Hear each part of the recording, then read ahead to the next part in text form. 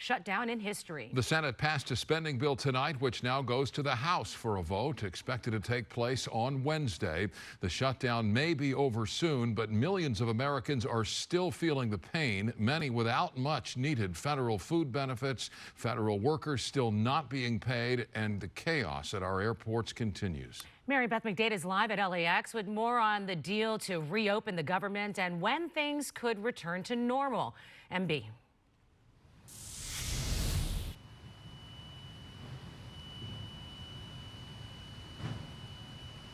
Yes, and House lawmakers are racing back to Washington, D.C. to vote. However, it is unclear once they get this government back and reopened just how long it's going to take to get major airport operations back up normally. On this vote, the ayes are 60, the nays are 40. The bill as amended is passed. The Senate voted in favor of a bipartisan proposal to reopen the government after the longest government shutdown in history. The final version of the bill will extend government funding through January 2026. It also includes funding for various federal agencies, such as Veterans Affairs, through September 2026, and a full year of funding for SNAP and other programs. It also reinstates federal workers who were laid off during the shutdown and provides back pay. The deal came to a final vote after 7 Democratic senators and 1 independent broke ranks and voted with Republicans to allow the Senate to move forward to a final vote. This has been a very long road, quite literally the longest shutdown in history. Some Democrats oppose their party's defectors and this bill. So I cannot support the Republican bill that's on the floor because it fails to do anything of substance to fix America's health care crisis. I happen to believe that we should join the rest of the industrialized world, guarantee health care to all people through a Medicare for all single-payer system. You got a better idea? Bring it forward. As part of the deal, Republicans have agreed to hold a vote by mid-December on the health care tax credits under the Affordable Care Act, weeks before the subsidies end. Republican Senator Roger Marshall also tells CNN that he plans to introduce a new comprehensive health care plan by the beginning of December to replace it. House Speaker Mike Johnson is now calling on all House members to return to Washington to vote on the bill. It appears to us this morning that our long national nightmare is finally coming to an end. We'll give a 36-hour formal and official notice so that we can vote as soon as possible to pass the amended CR bill and get it to the president's desk. President Donald Trump says he supports the Senate's bill and creating a new health care system. We want a health care system where we pay the money to the people instead of the insurance companies.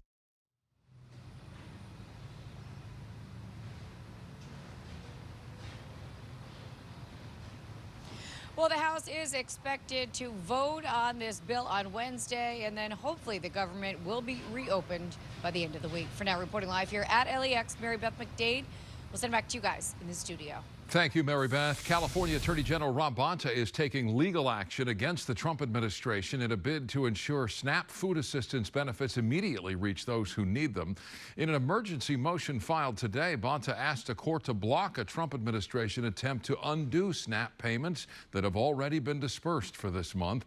The lawsuit was brought by Bonta, 22 other AGs, and 3 governors against the USDA, which oversees the funding of SNAP. They are asking the court to require the USDA to fund SNAP with emergency funds until the federal government reopens.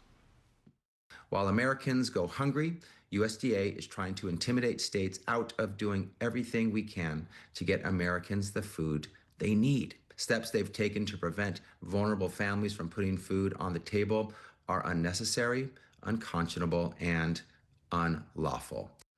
More than 41 million low-income Americans rely on SNAP benefits, including more than 5 million people in California alone, where it's known as CalFresh.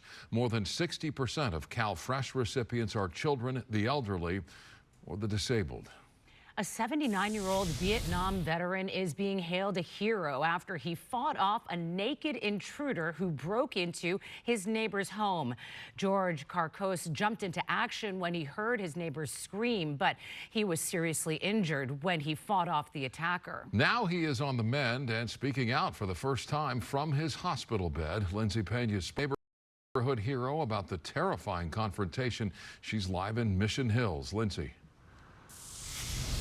Yeah, Micah, it has been a long few days for George Carcos. He's had to undergo surgery for his injuries, but he is on the mend. He says the last thing he wanted to do was use his gun, but ultimately he was left with no choice. 79-year-old George Carcos speaking from his hospital bed Monday night. I'm doing a lot better today than I was 3 days ago. It's the first time we're hearing from the Vietnam vet since he shot and killed a naked intruder on his property in Studio City early last Friday morning. This incident, although it was horrible, it brought me a great feeling that I was able to do something to protect other people.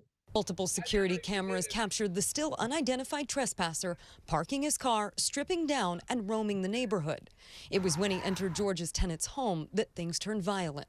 George telling us he heard the woman screaming and knew he had to do something. I thought I need protection. I got to get aggressive. So I ran into the house and got my gun. Despite pleading with the naked man to stop, George says he rushed towards him, slamming him to the ground, breaking both his legs. Injured and pinned, George tells us he was left with no choice but to fire the shots that ultimately killed the intruder.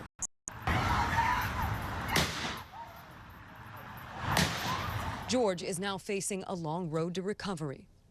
Yeah, well, it's one day at a time, and I'm doing better. But I can hardly wait till I can stand up again. That's going to be quite a while. His son started GoFundMe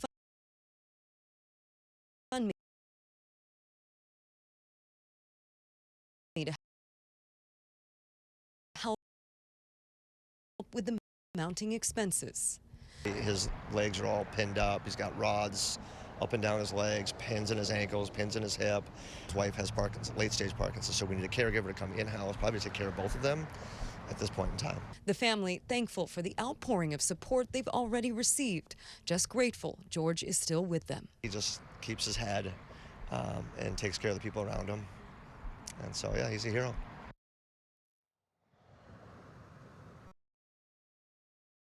We do have a link to that GoFundMe website, ktla.com.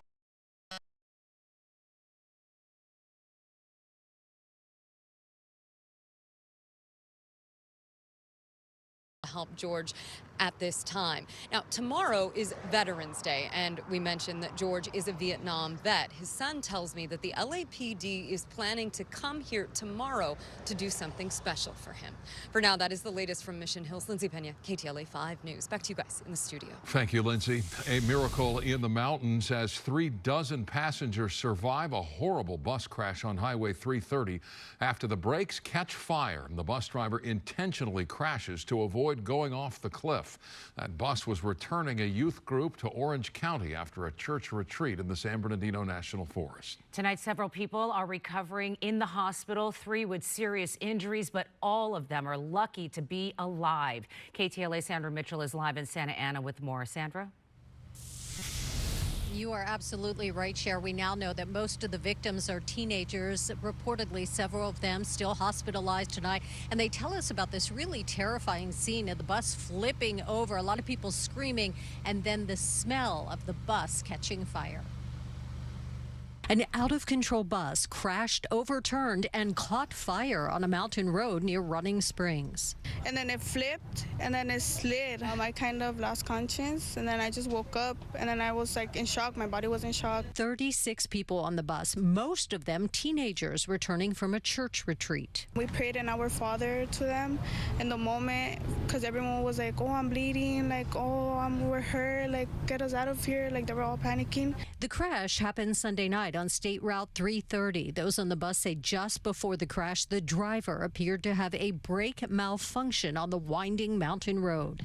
And then I just heard the bus driver say the brakes in Spanish. And then I turned to my sister and I was like, what does he mean, the brakes? With the bus headed toward the edge of a cliff, the driver steered toward a boulder to stop the bus. Many of the victims then had to crawl through the escape hatch on the overturned bus. Others pulled to safety by Good Samaritans. I do think the bus driver, he did the best he was able to do, because obviously that boulder there, I think, pretty much saved everyone's life on that bus. Tonight at Our Lady of Guadalupe Church in Santa Ana, the victims' friends were coming by to pick up their luggage, and the Monday night mass focused on the victims. For everyone involved in the accident, for their families and relatives, and every community, people here, just a big community trying to pray for each other. And tonight, church members say looking at this wreckage, it is a miracle everyone survived. As of late tonight, many of the victims' luggage still being stored there at the church. It had not yet been picked up as the California Highway Patrol now investigates the official cause of the crash. We're live tonight in Santa Ana. I'm Sandra Mitchell, KTLA 5 News. Sharon Micah, back to you.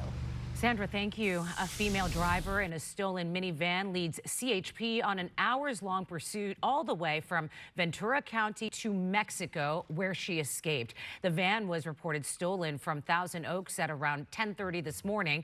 Police in Moore Park spotted the van and attempted a traffic stop. The driver took off, weaving from the 118 to the 405 to the 5 freeway, avoiding a spike strip in Oceanside.